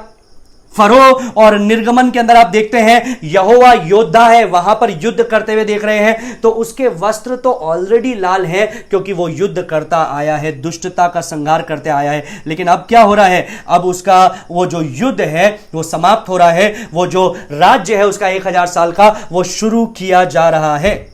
दूसरा थिस्सलुनीकियों 1 का 7 में पढ़ना चाहूंगा, इंग्लिश में पढ़ूंगा, वहां पर ऐसा लिखा है, 2 Thessalonians chapter 1 verse 7, the Lord Jesus will be revealed from heaven with his mighty angels in flaming fire। उसके स्वर्गदूतों के साथ में वो वापस आएगा, और कैसे आएगा? जलती हुई आग के साथ में, dealing out retribution to those who do not know God and to those who do not obey the gospel of our Lord Jesus Christ. और उन लोगों के लिए वो पलटा लेकर के आएगा जो परमेश्वर को नहीं जानते हैं और यीशु मसीह के सुसमाचार को स्वीकार नहीं किया है। तो ये उसके वस्त्र लाल होने का मतलब क्या है? ये उस बात का प्रतीक है, ये मैले वस्त्र पहन के आ रहा है ये मतलब नहीं है, ये भी एक सिंबल है, एक चिन्ह है। और वो किस बात को बताता है? वो बताता है the fury of his judgment, उसके विनाश के या उसके न्याय के, उसके दंड के प्रकोप को ये लाल रंग दर्शाता है। 13वें पद में लिखा हुआ है, his name is called the word of God, उसका नाम परमेश्वर का वचन होगा। ये परमेश्वर का वचन होगा, ये कोई नया शब्द नहीं है। आपको याद है यूहन्ना 1 का 1 में क्या लिखा है? आदि में वचन था, वचन परमेश्वर के साथ था और वचन परमेश्वर था। और फिर बाद में जब आप पढ़ेंगे पहले पद को, तो पहले अध्याय को, यूहन्ना का पुस्तक, वहां पर ऐसा लिखा है कि वचन देहधारी हुआ और हमारे बीच में डेरा डाला। सभी चीजें हैं जो वचन के द्वारा बनाई गई, उसी के द्वारा बनाई गई और उसी के लिए बनाई गई। जितनी चीजें दिखती है उसमें से कुछ भी ऐसी नहीं बनाई गई है जो उसके द्वारा नहीं बनाई गई है। So he is the second person of the Trinity, वो त्रिएकता का दूसरा व्यक्तित्व है यीशु मसीह, जिसको वचन कहा गया है। अब वचन क्यों कहा गया है? क्यों उसको वचन शब्द दिया गया है? Because he is the expression of God. वचन की हमको लैंग्वेज की जरूरत क्यों पड़ती है? क्योंकि हमारे दिल में जो है वो हम आपको बताना चाहते हैं, इसलिए भाषा की जरूरत पड़ती है, और सही भाषा की। अभी मैं यहां पर मलयालम में बोल रहा हूं तो आपको समझ में नहीं आएगा, मैं यहां पर तेलुगु में या ब्राजीलियन लैंग्वेज में या रशियन लैंग्वेज में बोल रहा हूं, जर्मन में बोल रहा हूं, आपको समझ में नहीं आएगा। तो ऐसी भाषा में बोलना जरूरी है जो लोग समझ सके, और लोगों के लिए मनुष्य को मनुष्य ही समझा सकता है, मनुष्य के लिए मनुष्य ही मर सकता है और वही प्रायश्चित कर सकता है, लेकिन सिद्ध मनुष्य, और वही है यीशु मसीह। He is the revelation of God, वो परमेश्वर का प्रकाशन है। यीशु मसीह ने क्या बोला? जिसने मुझे देखा है उसने पिता को देखा है। He is the declaration of God, वो पिता की ओर से घोषणा करते हुए आया। He is the one whom we hear God speaks and God acts, वो ही एकमात्र परमेश्वर का व्यक्तित्व है जिसको हम देख सकते हैं, छू सकते हैं, उसके संग रह सकते हैं, अपनी आंखों से उसको देख सकते हैं। Not right now but in the days to come, आने वाले दिनों के अंदर। So this is what we see about the return of the conqueror, regiment of the conqueror. वो जब आएगा तो उसके साथ में कौन कौन आएगा, 14 के अंदर संक्षिप्त में बताया गया है कौन कौन आएगा। वहां पर लिखा है स्वर्ग की सेना श्वेत घोड़ों पर सवार और श्वेत और शुद्ध मलमल पहने हुए उसके पीछे पीछे है। क्या लिखा है, स्वर्ग की सेना। अब ये स्वर्ग की सेना कौन है, स्वर्ग में सेना है, अब ये स्वर्ग की सेना कौन है। यहां पर लिखा है वो क्या पहने हुए हैं, वो घोड़ों पर सवार हैं, श्वेत घोड़ों पर सवार, और वो श्वेत और शुद्ध मलमल पहने हुए उसके पीछे पीछे आ रहे हैं। श्वेत और शुद्ध मलमल पहने हुए उसके पीछे पीछे वे क्या कर रहे हैं, वे आ रहे हैं। Cloth in fine linen white and clean, they are following him on white horses. सफेद घोड़ों पर सवार होकर के उसके पीछे आ रहे हैं। So who are these glorified troops, ये कौन है, महिमामय ये सेना कौन है।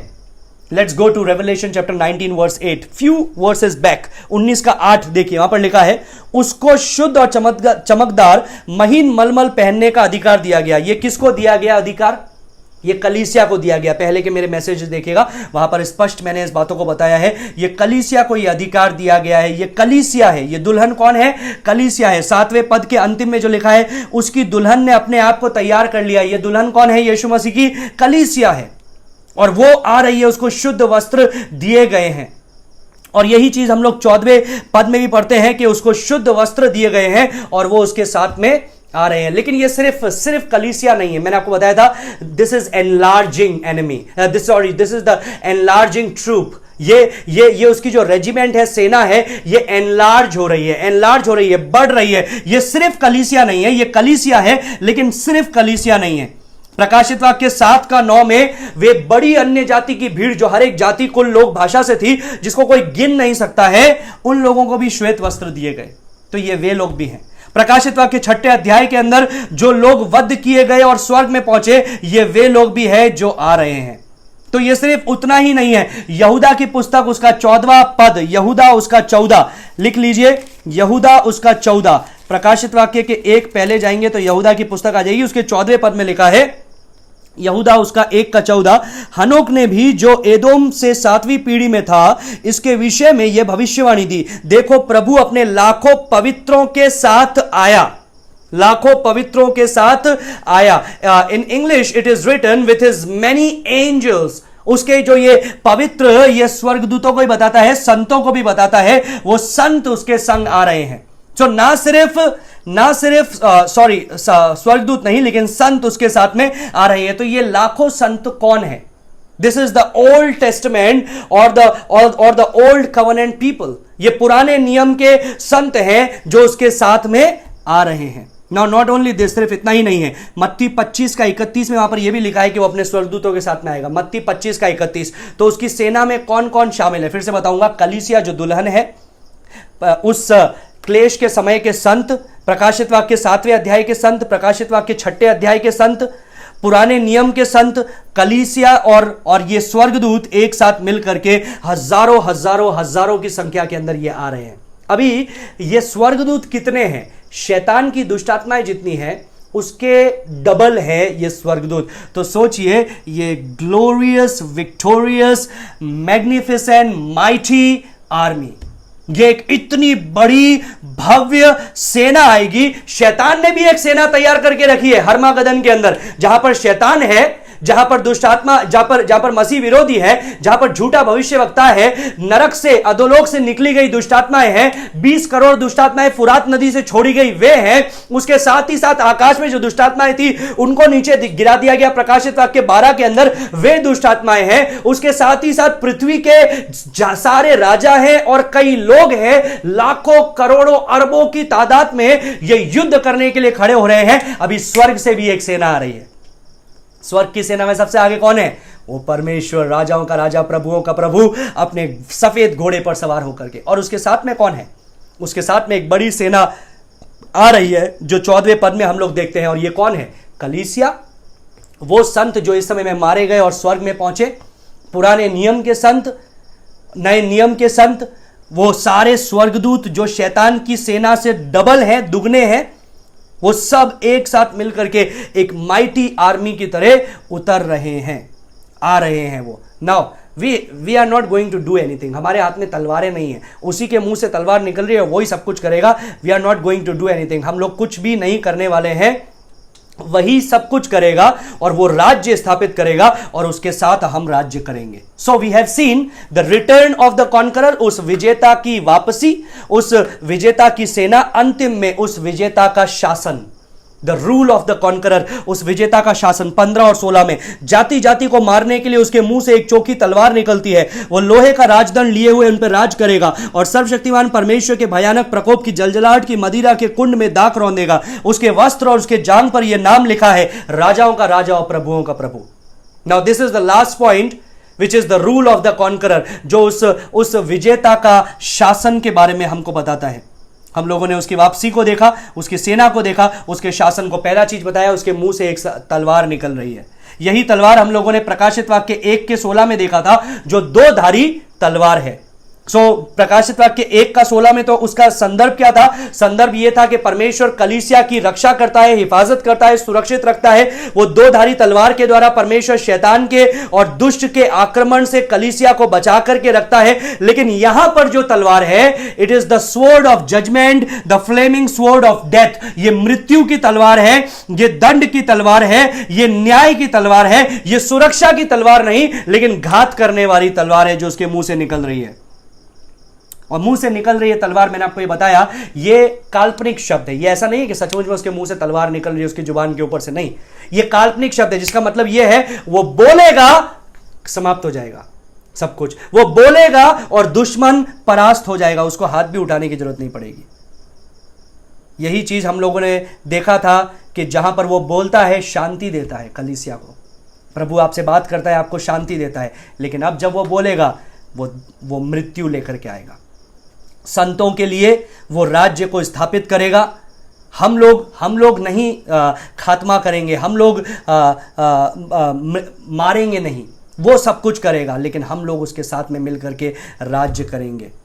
John wrote, "For this purpose the Son of Man was manifested that he might destroy the works of devil." यूहन्ना ने लिखा कि इसलिए मनुष्य का पुत्र प्रकट होता है कि वो दुष्टता, शैतान के कार्य को नाश करे। इसीलिए इब्रानियों की पुस्तक में परमेश्वर ने लिखा है, "The vengeance is mine, I will repay, says the Lord." पुराने नियम में भी यही बात को कहा गया है कि जो बदला लेना, पलटा लेना मेरा काम है और मैं उस कार्य को करूंगा। So we don't see any weapons in our hands. यहां पर सेना के हाथ के अंदर तलवारों को हम लोग नहीं देखते हैं। कई लोग बोलते हैं हम लोग भी तलवार लेकर के आएंगे, युद्ध करेंगे। नहीं, we are not going to do that, he is going to do that. लेकिन वो victory we are going to celebrate the victory together with him. 15वें पद में क्या लिखा है? 15वें पद में लिखा है, with his sword he will smite the nation. उसके तलवार से वो जातियों को क्या करेगा? जाति को मारने के लिए तलवार का उपयोग करेगा। जातियों को मारने के लिए तलवार का उपयोग वो करेगा। प्रकाशित वाक्य 12 का 5 आपको याद है? वहां पर लिखा गया है, जो मसीह, जो male child of that women, प्रकाशित वाक्य 12 के अंदर वो स्त्री कौन है? इज़राइल। उससे जो एक पुत्र उत्पन्न हुआ है, संतान उत्पन्न हुआ है, मसीहा, he will rule the nation with the rod of iron. यही चीज भजन संहिता 2 का 8-9 में भी लिखा गया है कि वो क्या करेगा? लोहे के राजदंड लिए हुए राज्य करेगा। लोहे का राजदंड लिए हुए राज करेगा। अब लोहे का राजदंड लिए हुए राज करने का मतलब क्या है? His judgment is sure. वो निश्चित रीति से न्याय करेगा। His judgment will be swift. वो तुरंत होगा, अचानक होगा। Immediate justice with severity. Immediate justice मतलब तुरंत न्याय करेगा और भीषण न्याय करेगा, प्रकोप के साथ में न्याय करेगा। जज, he will execute the law। वो क्या करेगा? वो जो व्यवस्था है उसको वो स्थापित करेगा। Everything that is required for him to judge the world, he is going to do that। जो भी उसको करना है न्याय करने के लिए, वो वहां पर करेगा।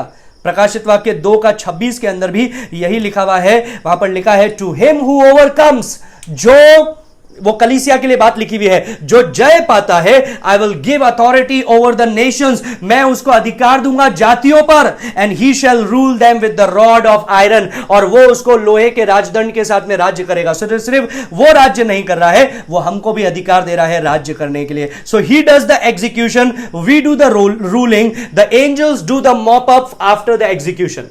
सुनिए गौर से, वो हत्या करेगा, मार डालेगा, विनाश करेगा, हम उसके साथ में मिलकर के राज्य करेंगे, और स्वर्गदूत क्या करेंगे, वो पीछे का सफाई करने का काम करेंगे, जो मार डाले गए हैं उसको साफ करने का, हटाने का, चुनने का काम वे करेंगे। अभी आगे लिखा हुआ है, वो लोहे का राजदंड लिए हुए राज करेगा, सर्वशक्तिमान परमेश्वर के प्रकोप की जलजलाहट की मदिरा के कुंड में दाख रौंदेगा। इसका मतलब क्या है, दाख रौंदने का मतलब क्या है? इन एंशिएंट टाइम्स, पुराने समय के अंदर, प्राचीन काल के अंदर वे लोग क्या करते थे, वे लोग दाख की हौद बनाते थे और उसके अंदर वो पैर से दाख को रौंदते थे, और वहां से क्या निकलता था, उसका जूस निकलता था। यही चीज भजन संहिता 45 का 3 में लिखा है, guard thy sword on thy thigh O mighty one, हे सर्वशक्तिमान, तेरे तलवार को तेरी जांग पर लगा ले। इसका मतलब क्या है?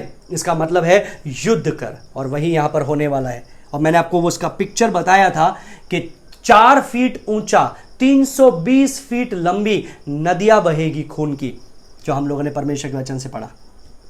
भजन संहिता 2 का 9 से 12 पढ़ करके मैं अंत करना चाहूंगा, लेकिन उसके पहले यहां पर लिखा है, उसके वस्त्र और जांग पर यह नाम लिखा होगा। क्या नाम लिखा है? राजाओं का राजा और प्रभुओं का प्रभु। वो राज्य करने आ रहा है। भजन संहिता 45 का 3 में जो लिखा है, तेरे जांग पर तेरे तलवार को लगा ले, हे सर्वशक्तिमान परमेश्वर, वो वही करने आ रहा है, वो वही करने आ रहा है।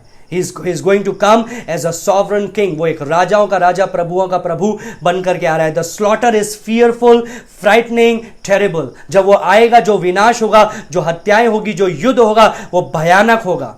वो बोलेगा और लोग मार डाले जाएंगे।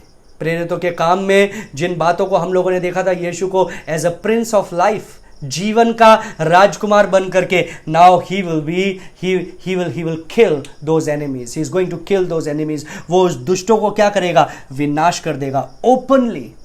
जिन लोगों ने परमेश्वर को सबके सामने निंदा की, वो सबके सामने मार डाले जाएंगे। And the picture is clear and unmistakable. आप इसको मिस्टेक नहीं कर सकते इस बात को पहचानने के लिए। So once again, this second coming of Christ is not rapture. Rapture और इसके बीच में क्या अंतर है मैंने आपको बता दिया। रैप्चर कलीसिया के लिए है, ये न्याय के लिए है, राज्य को स्थापित करने के लिए है। भजन संहिता 2 का 9 से 12 पढ़ करके मैं अंत करना चाहूंगा।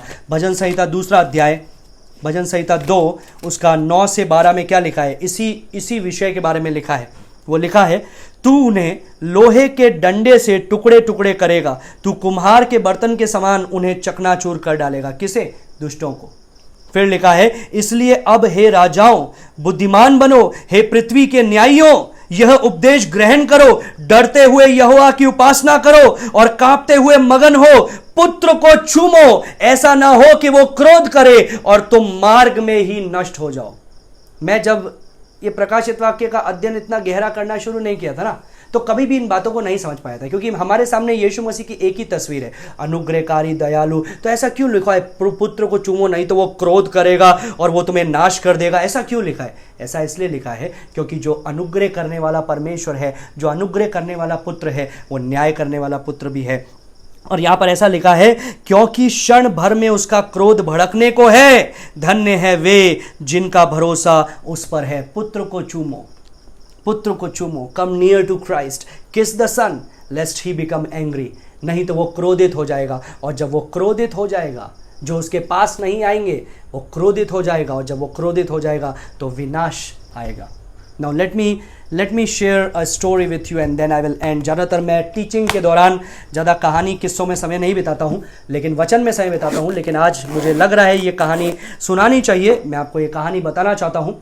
This is not the word of God, this is just the story, but it is meaningful. ये मीनिंगफुल कहानी है। इसमें क्या हुआ, एक छोटा बच्चा था, 4 साल का, 5 साल का। वो सड़क क्रॉस कर रहा था, उसने देखा नहीं ट्रक आते हुए, और ट्रक आकर के उसको हिट करने वाला था, वो मरने वाला था। अचानक से एक 20-22 साल के लड़के ने अपनी जान पर खेल करके उस छोटे बच्चे को बचा लिया। उसके माँ बाप ने उसको धन्यवाद बोला, छोटे बच्चे ने उसको धन्यवाद बोला। फिर क्या हुआ, 15-20 साल गुजर गए, वो छोटा बच्चा जो 4-5 साल का था, जो बचा लिया गया था, वो अब बड़ा हो गया। अभी ये व्यक्ति तो उसका उद्धारकर्ता बन गया था ना, क्योंकि उसको बचाया था। अभी ये व्यक्ति जो 5 साल का था, ये बड़ा हो गया, ये गैंगस्टर और रॉबर बन गया। ये क्या करने वाला बन गया, हत्या करने वाला, चोरी करने वाला, गलत काम करने वाला।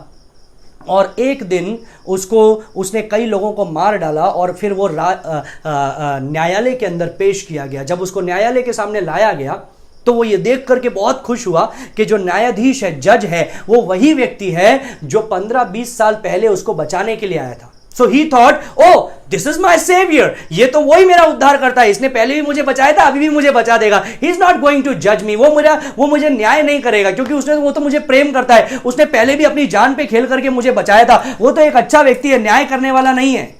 लेकिन क्या हुआ, उस व्यक्ति ने, न्यायाधीश ने अपने न्याय को सुनाया और उसने बोला हैंग टिल डेथ, फांसी की सजा सुना दी।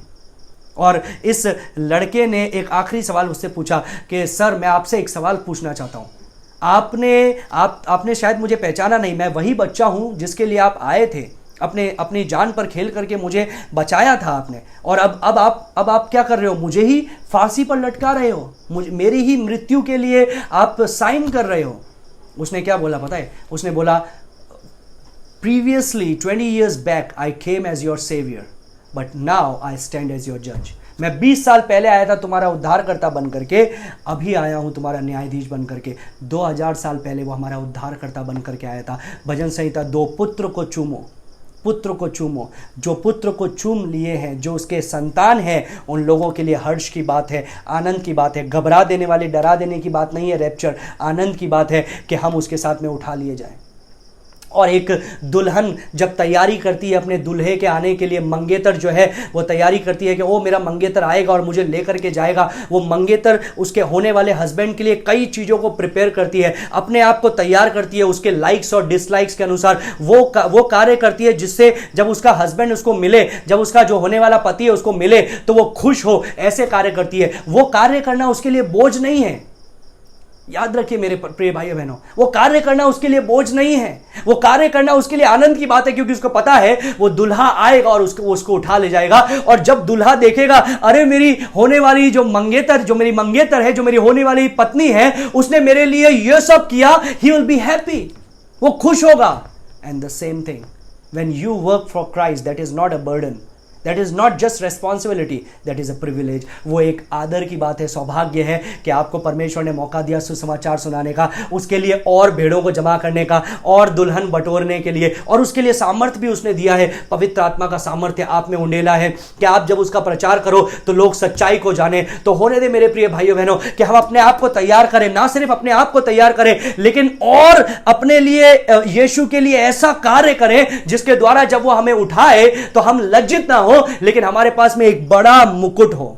वो प्रस्तुतिकरण के समय में मुकुट हो, बड़ा मुकुट, कि तुमने ये सब किया है, भले और विश्वास योग्य दास, तुम आ जाओ विश्राम के समय में, और वो मुकुट दिया जाए। और मुकुट इसलिए नहीं हो कि हम अपने घमंड करें, ओ मेरे को तुमसे बड़ा मुकुट है, लेकिन वो मुकुट इसलिए हो कि हम उस मुकुट को उतारें और प्रभु के चरणों में रख दें और बोलें ये सब तेरा ही है, ये सब तेरा ही है। I have done everything all for you. It has been grace. It has been my privilege to serve you. ये मेरे लिए आदर की बात है कि मैंने तेरी सेवा की। ये मेरे लिए आदर की बात है, सौभाग्य की बात है कि मैंने तेरी सेवा की। तो याद रखिए मेरे प्रिय भाइयों बहनों, जो यीशु को, पुत्र को जिन्होंने चूमा है, भजन संहिता 2 के आधार पर, यह आगमन उनके लिए है। जो पुत्र को नहीं चूमे हैं, जो उस पुत्र को रिजेक्ट किए हैं, यह आगमन उनके लिए है। What do you want? आपको क्या चाहिए? It is all your decision. ये आपका निर्णय है। प्रभु इस वचन के द्वारा आपको आशीष दे। कल हम इसका पार्ट 3 देखने वाले हैं और इसको अंत करने वाले हैं यीशु मसीह के दूसरे आगमन को। आइए हम प्रार्थना करें। धन्यवाद देते हैं प्रभु इस समय के लिए जो तूने हमें दिया।